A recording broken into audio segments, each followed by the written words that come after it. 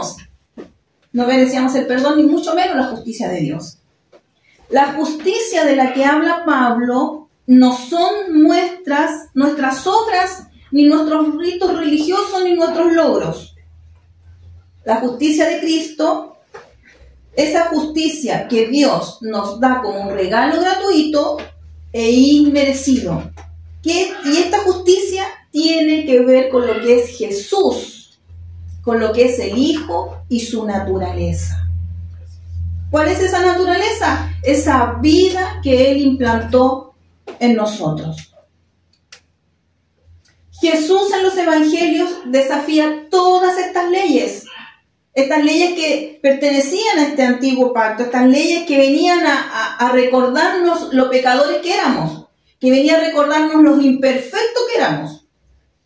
Estas leyes que se debían cumplir y pone nuestras expectativas de cabeza y nos viene a mostrar su gracia sorprendente.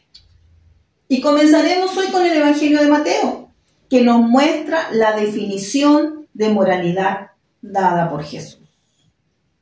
Vamos a estar recorriendo en el Evangelio de Mateo desde el versículo 18, o sea, del capítulo 18 al capítulo 20. Usted puede leerlos porque salen muchas historias y parábolas. Ya nos vamos a enfocar en algunas de ellas que se van a seguir mencionando en las próximas enseñanzas. En el Evangelio de Mateo se le llama el Evangelio del Rey, ya que apunta el reino de Dios. En el Antiguo Pacto, nosotros sabemos que el pueblo de los judíos, el pueblo de Israel, era el pueblo escogido por Dios. Pero en este nuevo pacto, ese pueblo los conformamos nosotros, su iglesia. Amén. Hoy vamos a hablar acerca de la moralidad dada por Jesús. Ante Dios, antes de la cruz del Calvario, ante Dios, somos pecadores y estamos destituidos de la gloria de Dios, porque así andábamos. El problema que se ve ante esta situación es que el hombre no lo reconoce. El hombre no reconoce que es pecador. El hombre no reconoce que tiene una naturaleza muerta. No lo comprende. Y si dependiera de nosotros, clasificaríamos a las personas entre los buenos y los malos. ¿Y bajo qué es esa calificación que nosotros pudiésemos dar? Entre las actitudes, en cómo andan. Nuestro juicio siempre está en cómo andan, en las cosas que hacen. Y siempre estaríamos identificando los pecados. Y es algo muy parecido a lo que ocurre hoy en día en las iglesias, donde se juzga y se condenan a los pecadores, ¿no es cierto? A los que vienen con problemas de drogadicción, los que vienen con problemas de todo tipo. O sea, si has fracasado en los negocios, si has fracasado en tu matrimonio, siempre estamos viendo las cosas negativas, siempre estamos viendo las cosas, resaltando las cosas negativas, siempre las obras. Sin embargo, también podemos ver otro grupo de personas que son los que alardean, los que se creen que son muy justos, los que piensan que están haciendo las cosas perfectamente, las que se creen ejemplo. Y eso lo podíamos observar en un antiguo pacto a través de los fariseos, que al final mostraban una moralidad disfrazada, porque todo lo hacían en público, todo lo hacían con alarde, todo lo hacían con escándalo para ser vistos. Sin embargo, en el interior, en el fondo del corazón, no había cambios, no había transformación. Hoy examinaremos algunas parábolas del Evangelio de Mateo, las cuales nos describe cómo es la vida del reino. Cuando usted lea a Mateo, tiene que verlo bajo esa perspectiva, cómo él viene a mostrarnos el reino de Dios. Y ante esta exposición, añadimos la pregunta que le hacen a Jesús. ¿Qué es lo que debo hacer para entrar en el reino de Dios? ¿Usted le ha hecho esa pregunta alguna vez al Padre? ¿Qué es lo que tiene que hacer para poder ser aceptado por Él? ¿Qué es lo que le falta hacer para poder recibir una respuesta? ¿Qué es lo que necesita hacer ante Dios o responder usted ante Dios para que Él pueda, no sé, tal vez tener una mirada hacia usted o algún tipo de actitud que usted necesita? Yo creo que todos en algún momento de nuestras vidas nos hemos hecho esa pregunta. Y le hemos dicho a Dios, voy a hacer esto a cambio de que tú hagas esto. Siempre estamos condicionando. En Mateo, entre los capítulos 18 y 20, describe cómo es la vida del reino. Y ante la pregunta que le hace Pedro, acerca de cuántas veces debe perdonar, yo creo que esta historia la hemos escuchado muchas veces. Sí. Mateo 18, del 21 al 34. Dice, parábola del deudor que no perdona. Luego Pedro se le acercó y preguntó, Señor, ¿cuántas veces debo perdonar a alguien que peca contra mí? ¿7 veces? No 7 veces, respondió Jesús, sino 70 veces 7. Por lo tanto, el reino del cielo se puede comparar a un rey que decidió poner al día las cuentas con los siervos que le habían pedido prestado dinero. En el proceso, le trajeron a uno de los deudores que le debía millones de monedas de plata. No podía pagar, así que su amo ordenó que lo vendieran junto con su esposa, sus hijos y todo lo que poseía para pagar la deuda. Vamos a cambiar la diapositiva. Pero el hombre cayó de rodillas ante su amo y le suplicó, por favor, tenme paciencia y te lo pagaré todo. Entonces el amo sintió mucha lástima por él y lo liberó y le perdonó la deuda. Pero cuando el hombre salió de la presencia del rey, fue a buscar a un compañero, también siervo, que le debía unos pocos miles de monedas de plata. Lo tomó del cuello y le exigió que le pagara de inmediato.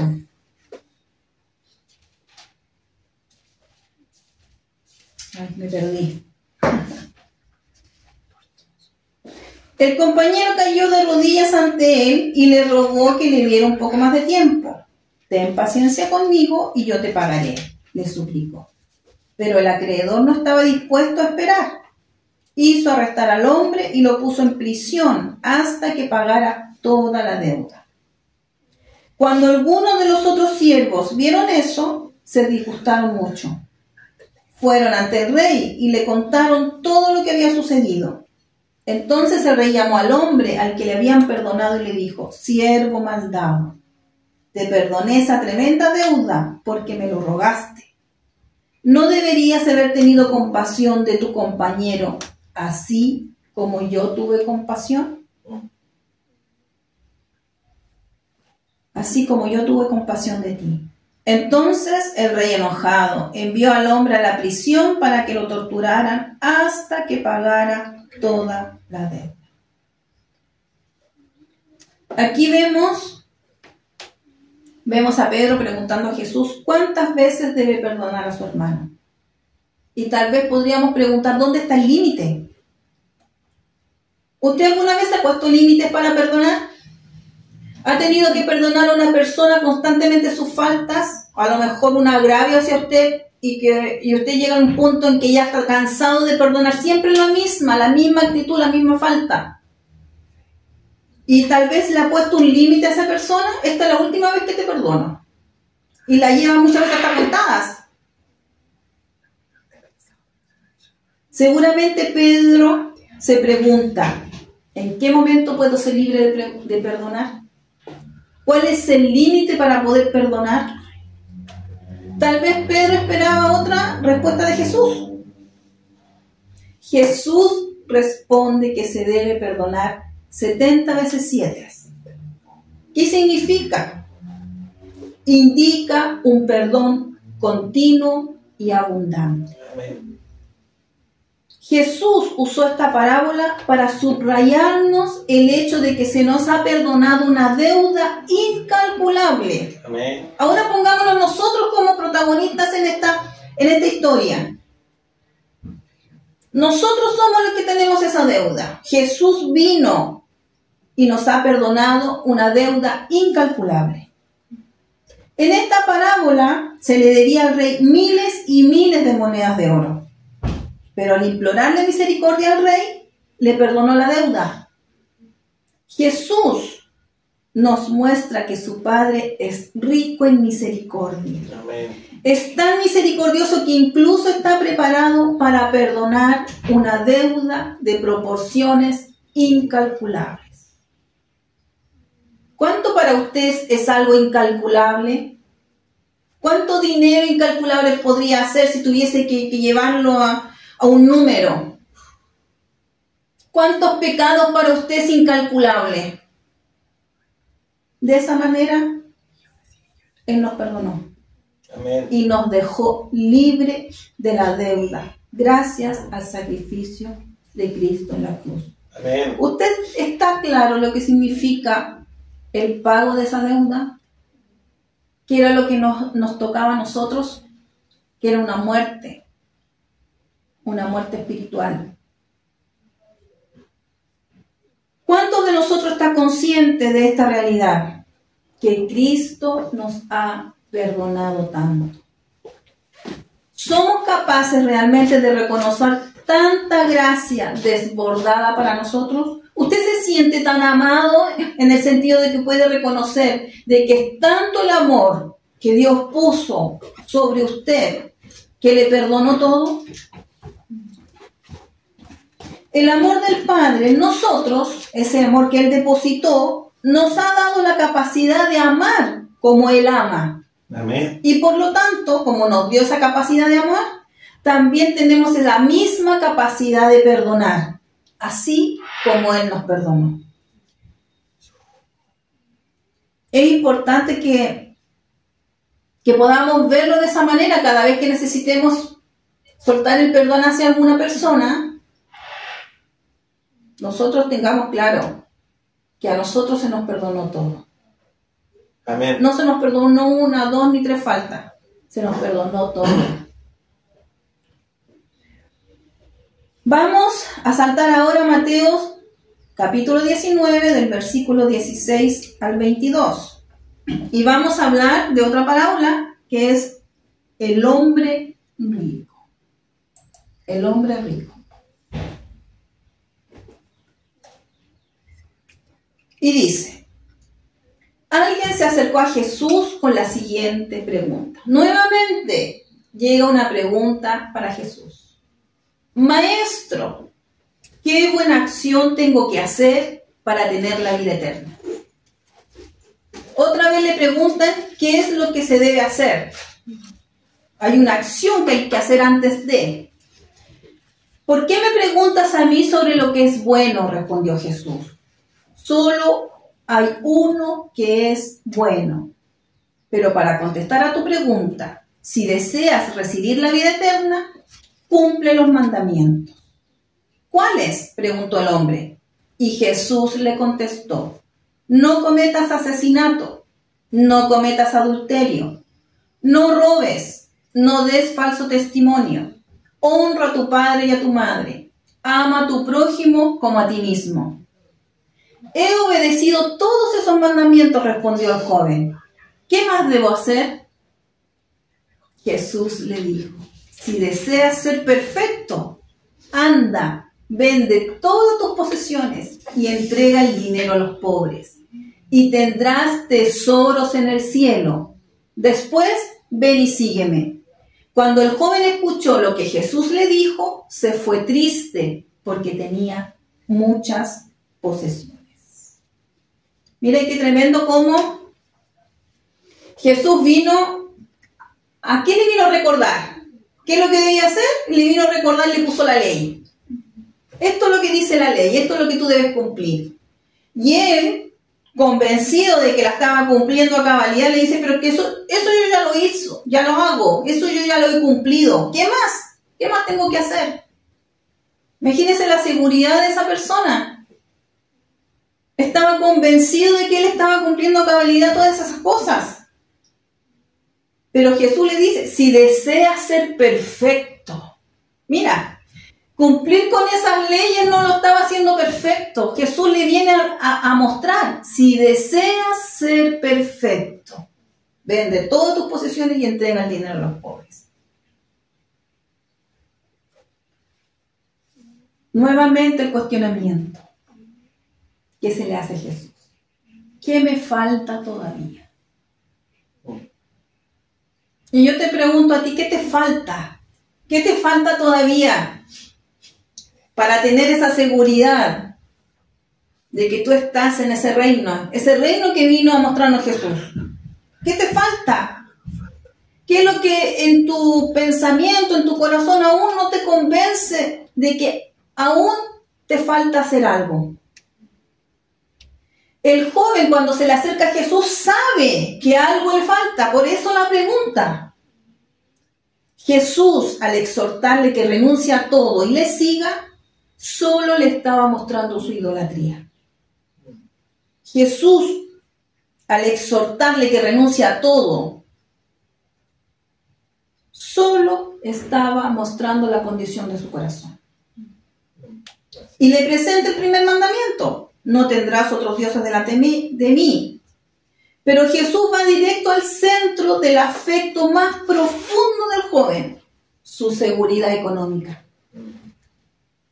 Donde su corazón queda al descubierto. Pero el joven, ¿qué hace? Decide elegir el ídolo y se marcha afligido. ¿Cuántas veces el Padre nos viene a mostrar a nosotros el ídolo de nuestros corazones y nosotros aún no queremos soltar esos ídolos? ¿Cuántas veces estamos escuchando la palabra de Dios, estas buenas noticias, estamos siendo exhortados, estamos siendo enseñados y aún así preferimos seguir aquellas cosas que nosotros estamos anidando en nuestro corazón? Y hacemos una elección y elegimos el ídolo para no salir de nuestro estado de confort. Porque estamos acostumbrados a hacer las cosas a nuestra manera. El joven tenía esa seguridad económica, porque esa seguridad económica él le daba esa seguridad que ante cualquier circunstancia él tenía todo lo necesario para salir del problema. Porque con el dinero podía comprar cualquier cosa. Nuestros ídolos, ¿a dónde están enfocados? ¿A nuestra capacidad de poder hacer las cosas? ¿A nuestra porfía? Muchas veces en nuestra porfía. ¿En no rendir nuestro corazón?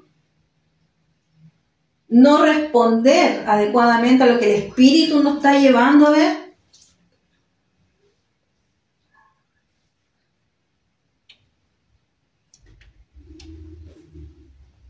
La parábola no implica que todos deban vender sus posesiones, porque no estaba centrado en eso, no estaba centrado en el dinero, en la parte monetaria, sino que el llamado de Jesús es renunciar a todo aquello que se interpone entre la persona y Dios, ya sea riqueza, ya sea poder, ya sean relaciones o cualquier otra cosa.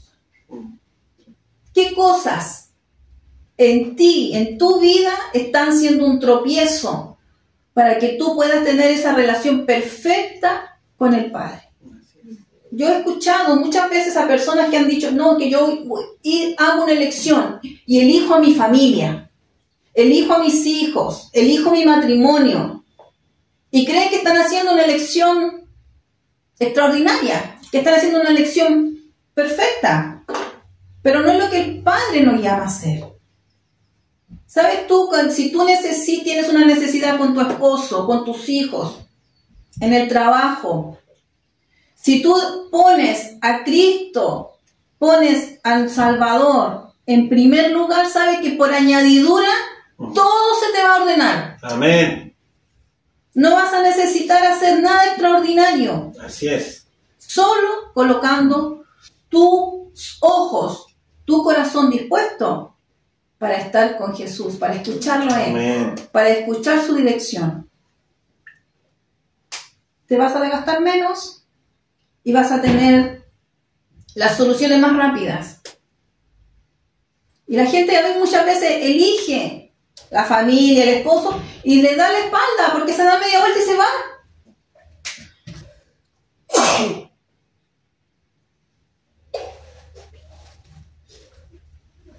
Fuera de Cristo es imposible.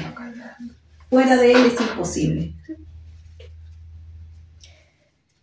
Luego, continuando con la parábola, Jesús le enseña a sus discípulos que es difícil que un rico entre en el reino de los cielos. Los discípulos podrían haber deducido que si es difícil para los ricos entrar en el reino de los cielos, la solución sería evitar la riqueza. Fíjense que para el judío las ganancias económicas eran vistas como un signo directo de la aprobación de Dios. Es decir, el que tenía recursos o una buena posición económica era la aprobación de Dios o la bendición de Dios. Es lo que se enseña, ¿no? Es lo que se enseña en muchas iglesias de la prosperidad. Incluso sin ser de la prosperidad es lo que se enseña. O sea, si tú estás próspero, si tú estás bien, si tú tienes empresa, si tú tienes esto y tú tienes otro, estás siendo bendecido. Eres favorecido delante de Dios.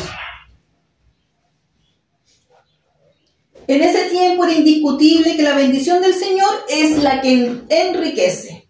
La bendición material se vinculaba a la bendición espiritual.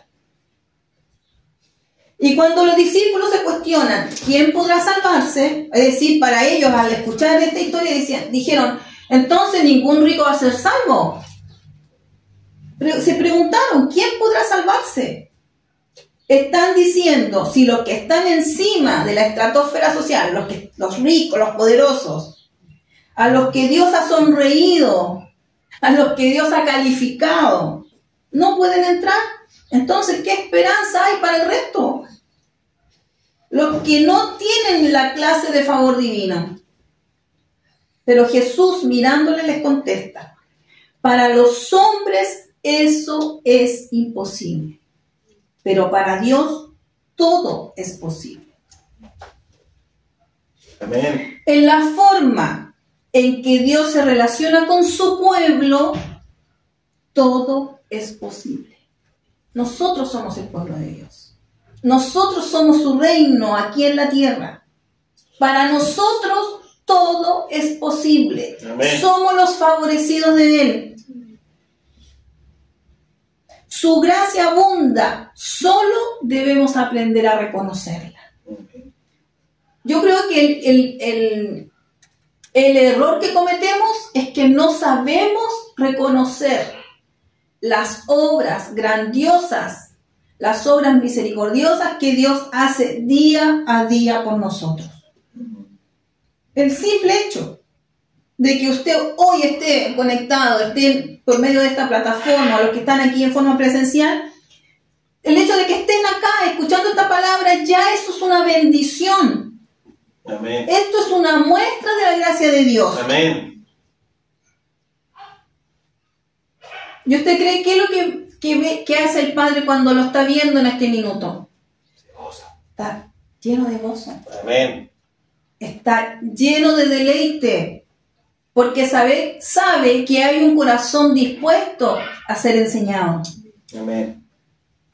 Jesús aclara que la salvación no se alcanza por méritos propios, ni por la observación de la ley. Es decir, este joven rico vino a mostrar, no, si yo cumplí todas estas cosas. Y eso no lo calificaba el cumplir esas cosas. Todo es por medio de la gracia de Dios. Vemos en Mateo 19:27.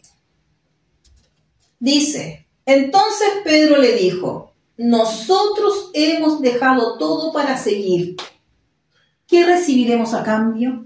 Todo esta pregunta la añade a lo que él había escuchado recientemente.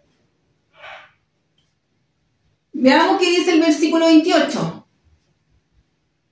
28 y 29. Jesús contestó, les aseguro que cuando el mundo se renueve y el Hijo del Hombre se siente sobre su trono glorioso, ustedes que han sido mis seguidores, también se sentarán en 12 tronos para juzgar a las 12 tribus de Israel.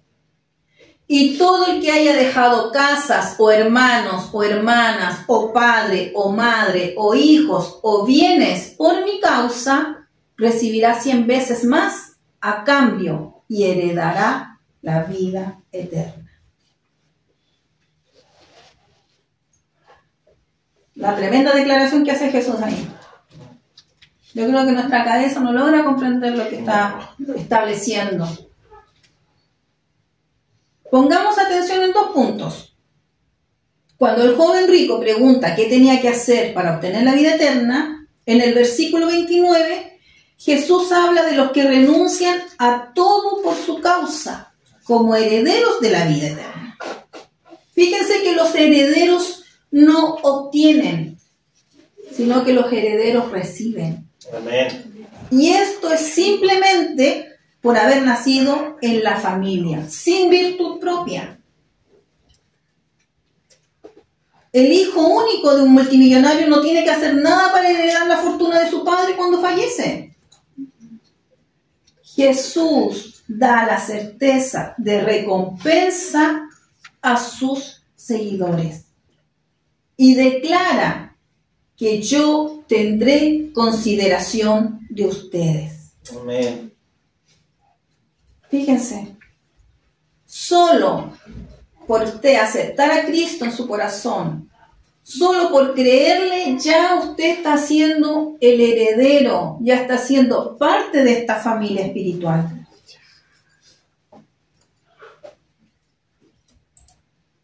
En el versículo 30, pero muchos que ahora son los primeros serán los últimos. Y muchos que ahora son los últimos serán los primeros. En el reino de Dios, todo tiene un orden diferente. O sea, no podemos nosotros, nuestras calificaciones ni nuestro juicio no se compara a lo que Dios hace.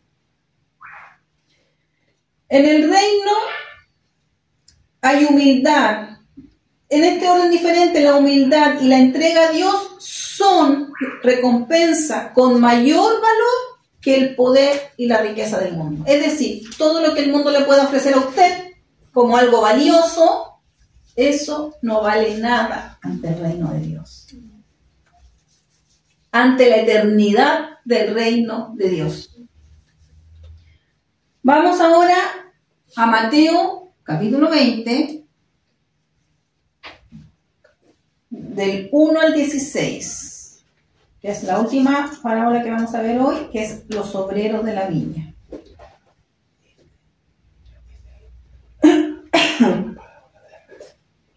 Dice, porque el reino de los cielos es semejante a un hombre, padre de familia, que salió por la mañana a contratar obreros para su viña. Y habiendo convenido con los obreros en 1 denario al día, los envió a su viña.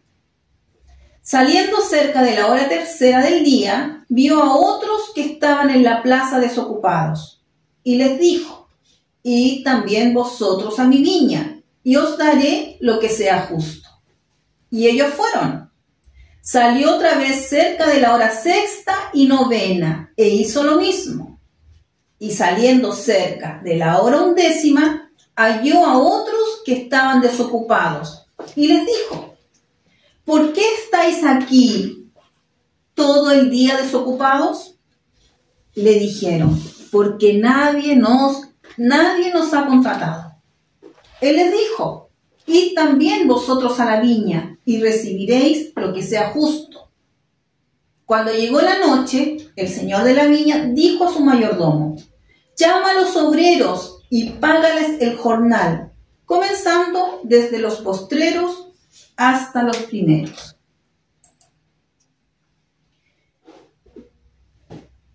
Y al venir los que habían ido cerca de la hora 11ª, recibieron cada uno 1 denario. Al venir también los primeros, pensaron que habían de recibir más, pero también ellos recibieron cada uno un denario. Y al recibirlo murmuraban contra el padre de familia, diciendo: estos postreros han trabajado una sola hora, y los has hecho iguales a nosotros, que hemos soportado la carga y el calor del día. Él respondiendo, dijo a uno de ellos: amigo, no te hago agravio. ¿No conviniste conmigo en un denario? Toma lo que es tuyo y vete. Pero quiero dar a este postrero como a ti. ¿No me es lícito hacer lo que quiero con lo mío? ¿O tienes tu envidia porque yo soy bueno? Así los primeros serán postreros y los postreros primeros, porque muchos son llamados, mas pocos escogidos.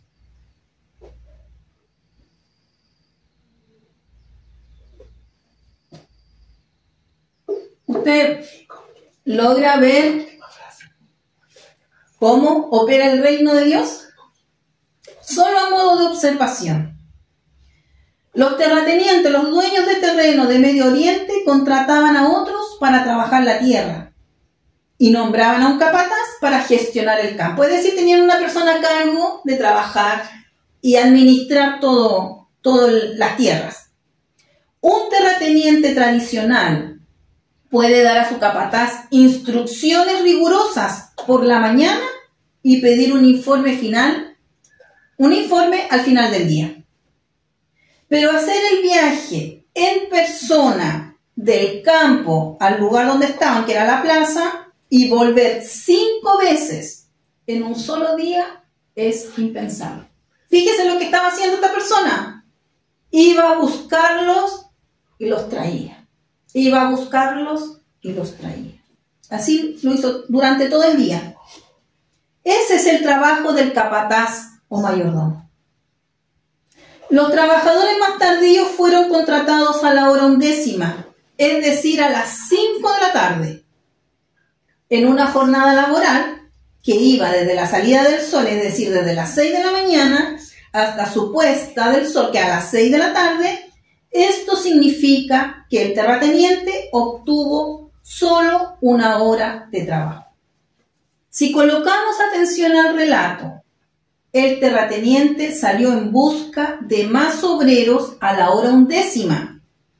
Tal vez el trabajo realizado por estos últimos solo fueron 30 minutos.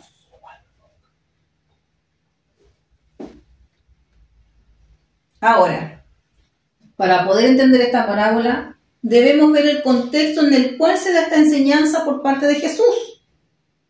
La pregunta de Pedro en Mateo 19:27 es la motivación, ¿no es cierto? Y a lo mejor a muchos de nosotros nos pasa. Pedro pensó que se relacionaba con Dios con base a méritos y obras, y es muy probable que él también esperaba recibir algo a cambio. Esperaba tal vez recibir algún beneficio por seguir a Jesús. ¿Cuántos de nosotros también no hacemos lo mismo? Buscamos a Dios, participamos en una congregación y llevamos una vida enfocada a lo que Dios dice, lo que habla su palabra, y esperamos tener los beneficios. Y cuando esos beneficios no están, nos molestamos.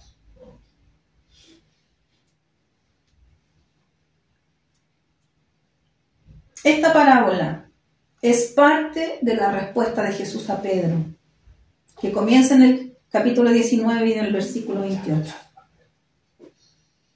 Esta parábola nos enseña los principios del reino de los cielos. Y aquí vemos que los caminos de Dios son diferentes de los nuestros. Veamos Isaías 55 del 8 al 9. Mis pensamientos no se parecen en nada a sus pensamientos, dice el Señor. Y mis caminos están muy por encima de lo que pudieran imaginarse. Pues así como los cielos están más altos que la tierra, así mis caminos están más altos que sus caminos, y mis pensamientos más altos que sus pensamientos.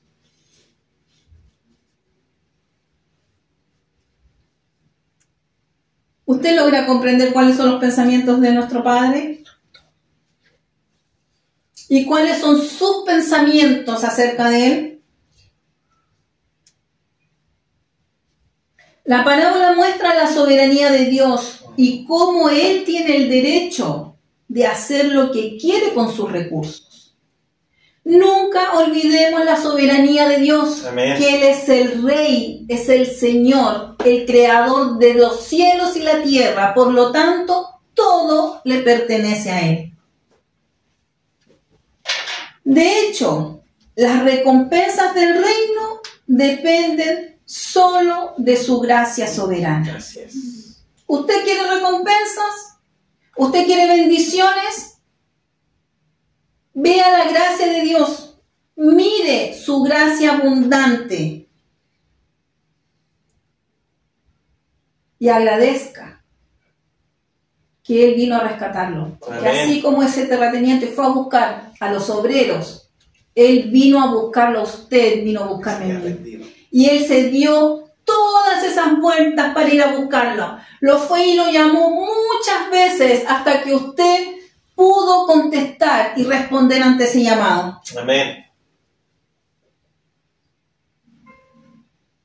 El mensaje de la parábola puede resumirse en esta afirmación. El principio operativo del reino de los cielos no es el mérito, sino la abundante gracia de Dios.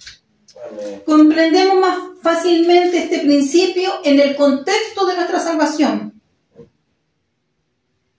Mire la salvación que usted obtuvo gracias a Cristo. La parábola de los obreros de la viña nos enseña que nuestras vidas cristianas deben ser vividas con base a la gracia de Dios. Y también nos enseña acerca de dos cualidades de la gracia de Dios: su abundante generosidad y su soberanía en dispensarla. Amén. Fíjese, su soberanía en dispensarla. Era necesario el sacrificio de Cristo en esa cruz del Calvario para que esa soberanía fuera derramada y puesta para nosotros. Considera la abundante generosidad de su gracia. El hacendado contrató trabajadores para su viñedo por primera vez a las 6 de la mañana, luego cada cierto tiempo durante el día, y finalmente contrató a algunos a las 5 para trabajar solo una hora. Este hombre, que obviamente representa a Dios, fue tan justo como generoso. Con el primer grupo de trabajadores fue justo, ya que él aceptó pagarles un denario. Ese fue el contrato, ese fue el acuerdo. El salario, este denario era el salario por un día de trabajo. Luego, progresivamente, su generosidad fue vista aún más por cada grupo de trabajadores. El hacendado podía haberles pagado de acuerdo a lo trabajado, pero eligió pagarles de acuerdo a sus necesidades, no según las horas trabajadas. Pagó según su gracia, no según la deuda. Amén. La parábola se enfoca particularmente en aquellos obreros que fueron contratados en la 11ª hora. Ellos fueron tratados con gran generosidad, recibiendo cada uno 12 veces más de lo que ganaban por hora. Y podríamos preguntar, ¿por qué el hacendado contrató a estos obreros para la última hora del día? Fueron contratados porque necesitaban recibir ese salario. En esos tiempos los trabajadores vivían con lo justo día tras día. Es por eso que la ley exigía que los propietarios de tierras pagaran a los hombres contratados al final de cada día.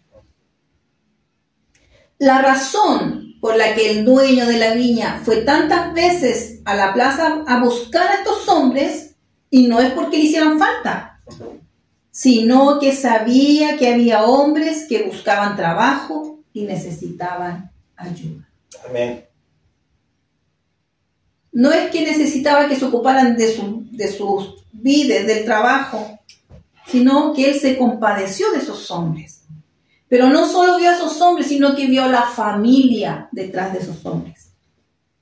Por la compasión y generosidad del propietario, todos obtuvieron lo que necesitaban. Amén. No era cuestión de pagar a unos de más y a otros de menos.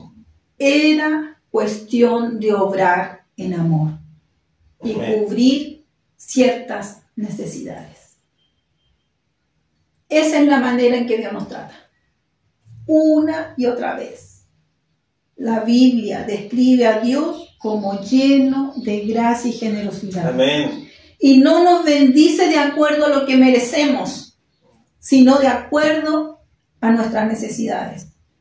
Y con frecuencia, incluso mucho más allá de lo que nosotros necesitamos.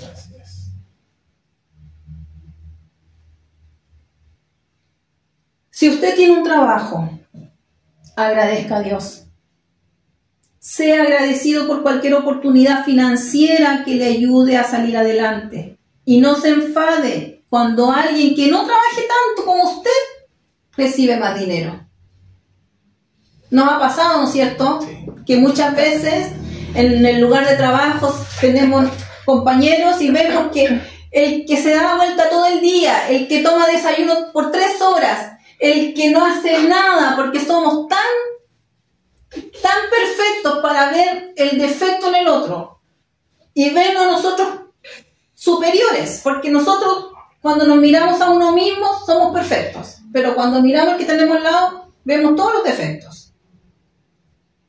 Cuando vemos a esta persona que trabaja mucho menos, o nosotros calificamos que ellos trabajan menos, ¿cuántas veces nos molestamos? Porque tal vez gana mucho más que usted, mucho más de lo que yo pudiese ganar. Tal vez usted estaba muy contento con su trabajo hasta que supo que alguien que trabaja en una función similar está ganando más que usted. Y de repente usted ya no se siente tan contento. Ya su trabajo no es tan armonioso. Ya no se disfruta de la misma manera porque estoy mirando el que tengo aquí al lado y que gana mucho más. Sea agradecido con lo que tiene. Amén. Y gócese. Amén. Cristo ya nos ha bendecido con toda bendición espiritual en Cristo y promete suplir todas nuestras necesidades temporales.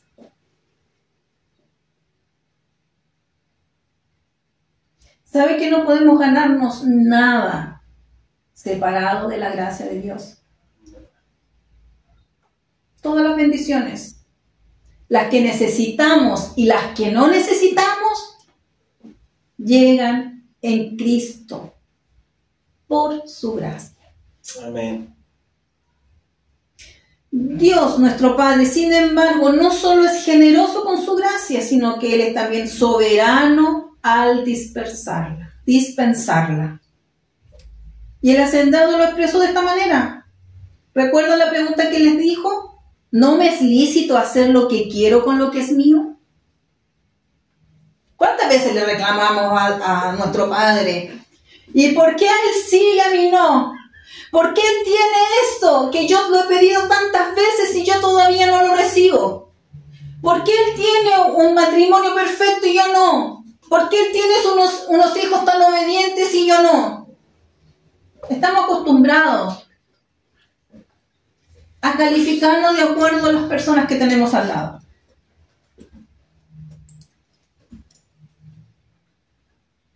Romanos 9 del 20 al 21.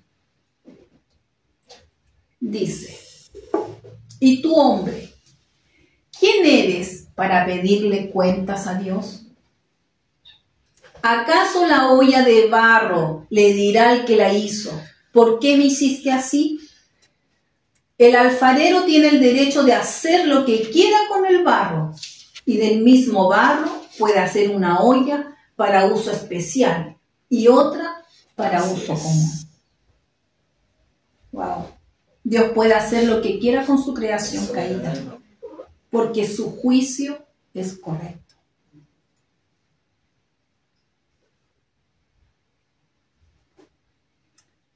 Cambiemos nuestra forma de mirar a nuestro Padre.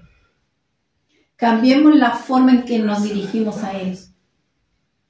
Y en vez de pedirle explicaciones, en vez de exigirle, en vez de intentar manipularlo para que Él haga lo que nosotros queremos, dispongamos nuestro corazón para poder escucharlo.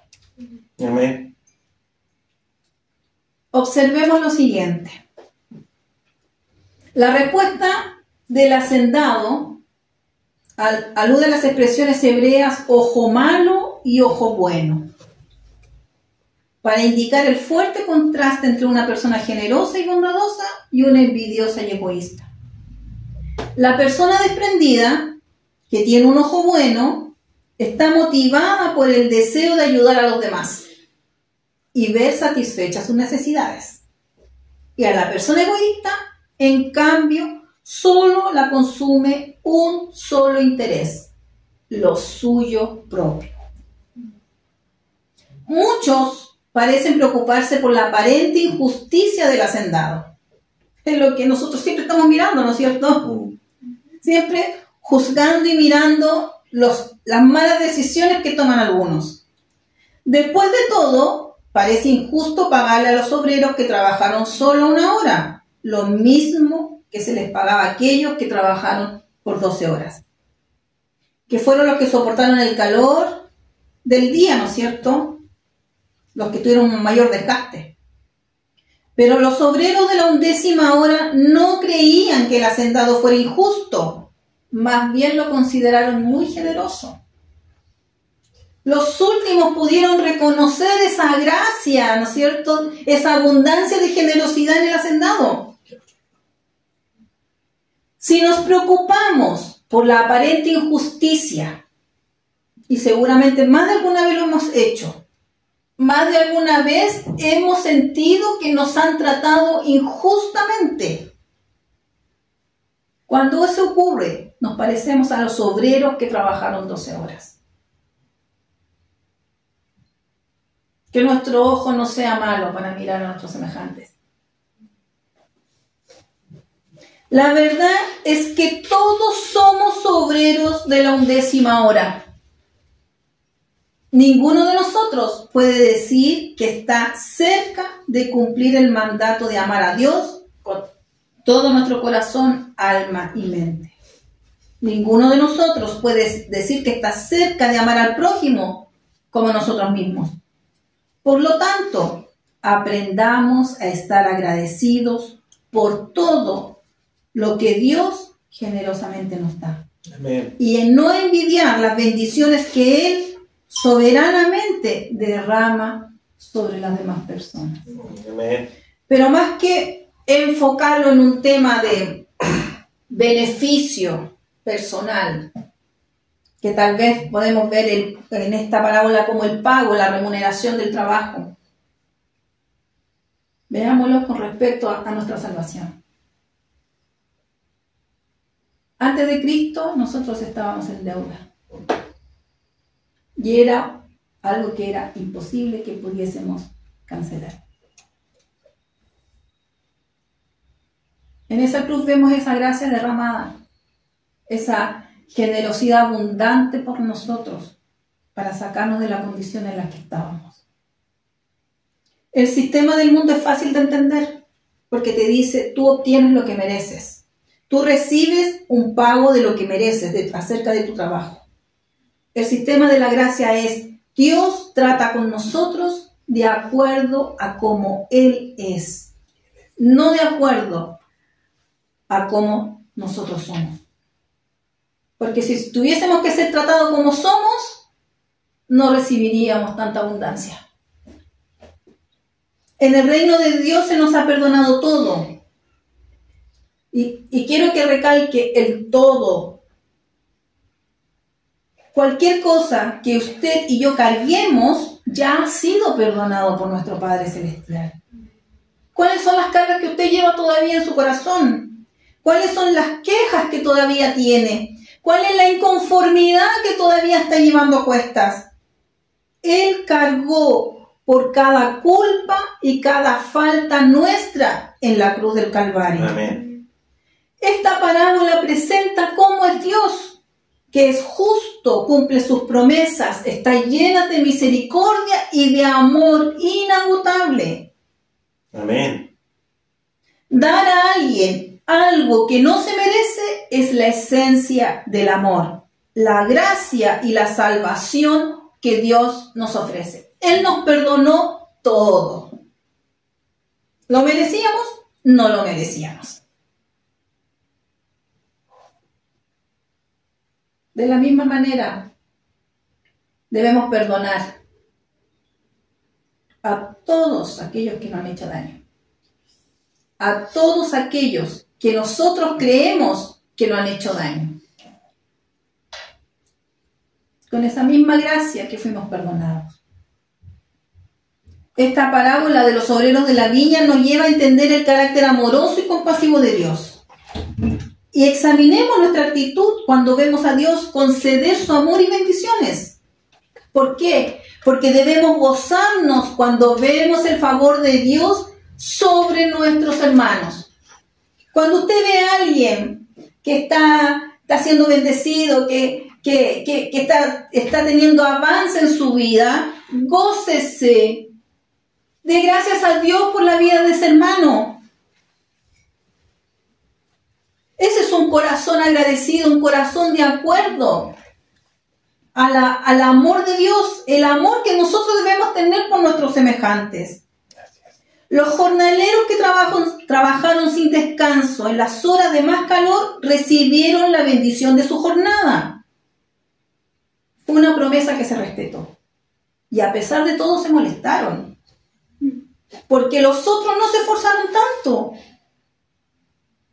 Por lo tanto pensaban que los otros no deberían recibir la misma bendición.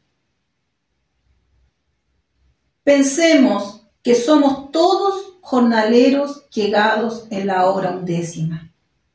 ¿Por qué? Porque siempre habrá alguien que habrá hecho mucho más que nosotros. Amén. Debemos maravillarnos que Dios nos ame y acepte a todos, y no por lo que hacemos, sino por cómo es Él.